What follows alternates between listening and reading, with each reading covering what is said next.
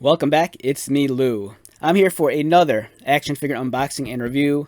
And from McFarlane Toys in their DC Multiverse line, we have Ra's al Ghul as he appears in the video game Batman Arkham City. Okay, so the figure looks great in the tray. As you can see, he includes Build-A-Figure pieces for Solomon Grundy over here.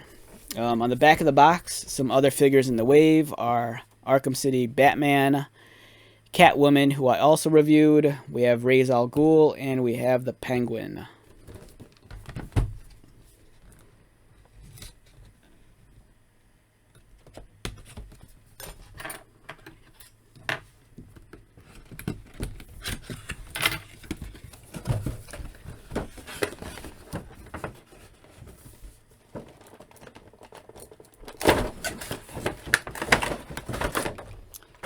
Alright, don't forget you have the trading card and also the display base.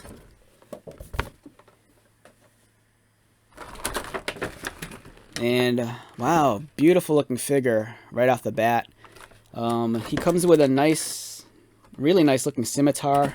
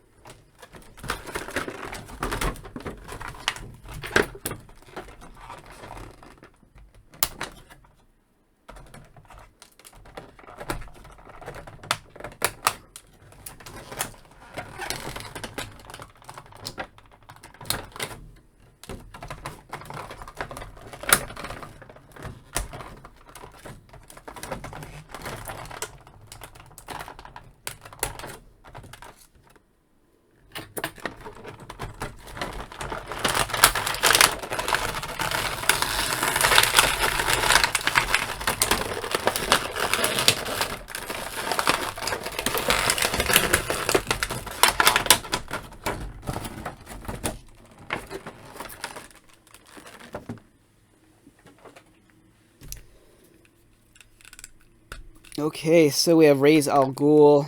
I know there's always been some debate about how you pronounce his name. I know some people say it's Ra's al Ghul, but for me, I'm just going to stick with Ra's al Ghul for now. Really wild looking figure. Let's take a look at his sword first. Really nicely well done blade. As you can see, there's some text scribed onto the blade. Beautiful looking handle. Really well done.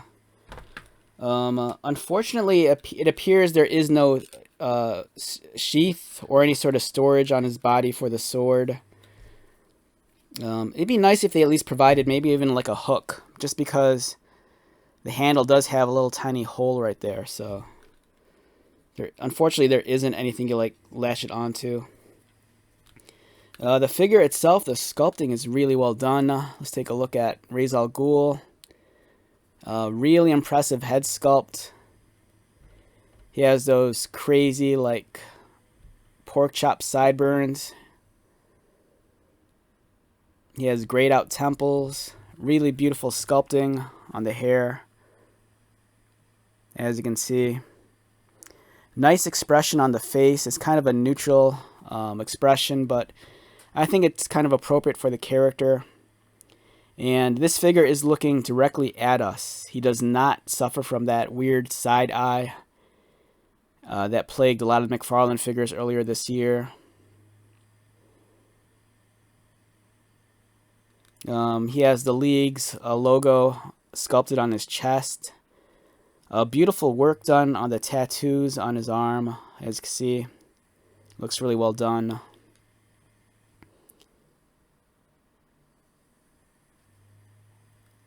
Again, we're carrying over the same motif on the belt buckle. Wonderfully sculpted bracers on the forearms. I really like this shade of green that they're using on his pants. And if you look carefully, there's also a shade of gray on the inside of the pant legs. Really well done boots. They look awesome.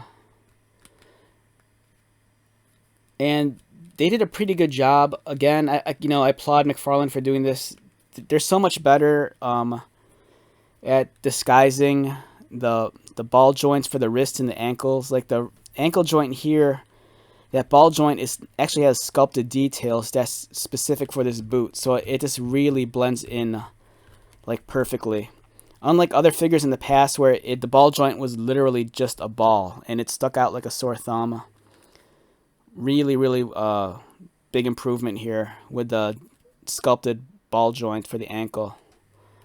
You know, the transition from the actual figure's leg to the joint is so smooth.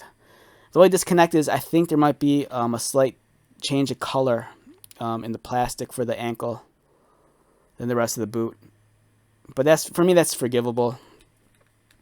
The one thing I do like about this figure also is that, if you're unfamiliar with the video game, and if you happen to collect McFarlane's Mortal Kombat figures, this figure would feel really at home in McFarlane's Mortal Kombat line, just because of the costume. Even though this is for Arkham City, the video game, something about the aesthetic and the design of this costume feels very Mortal Kombat.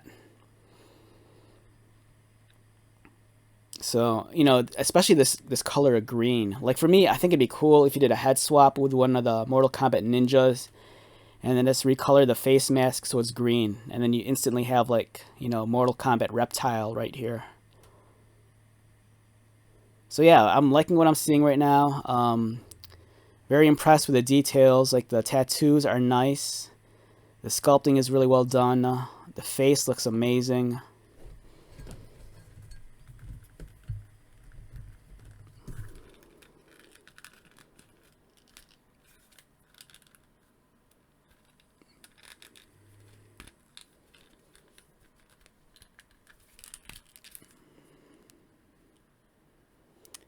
And here he is wielding his sword. That looks fantastic. Look at that. That is amazing. Beautiful figure. Really well done. I'm not sure if it's accurate to the video game or not, but the one thing I'm kind of having an issue with is his flesh tone is a little bit too pale for my taste. It's been some time since I've played Arkham City, and I couldn't tell you if the flesh tone's accurate, because he's kind of really pale. But then again, it's Ra's al Ghul. He's always using the resurrection pools, the Lazarus pits. So, who knows? But again, beautiful, well-sculpted figure. I mean, just look at that. Very impressive. Looks amazing. Let's talk about his articulation. Ra's al Ghul, his head rotates left and right. Does he look down? Looks down about there. Does he look up?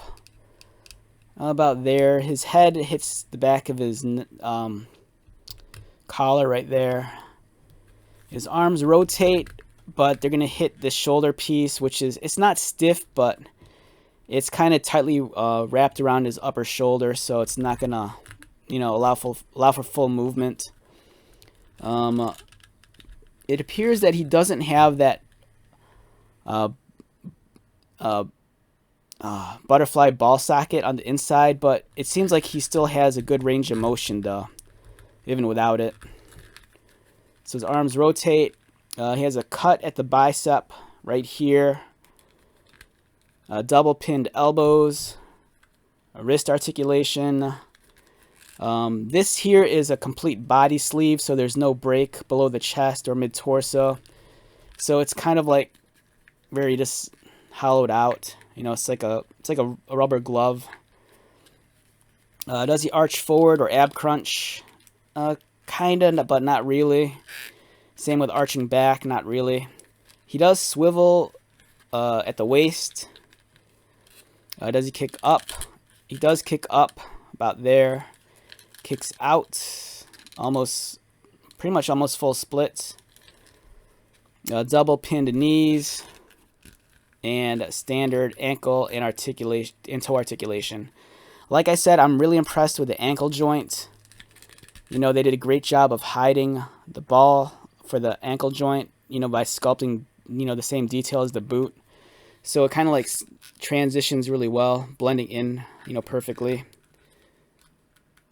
Overall, solid figure. Let's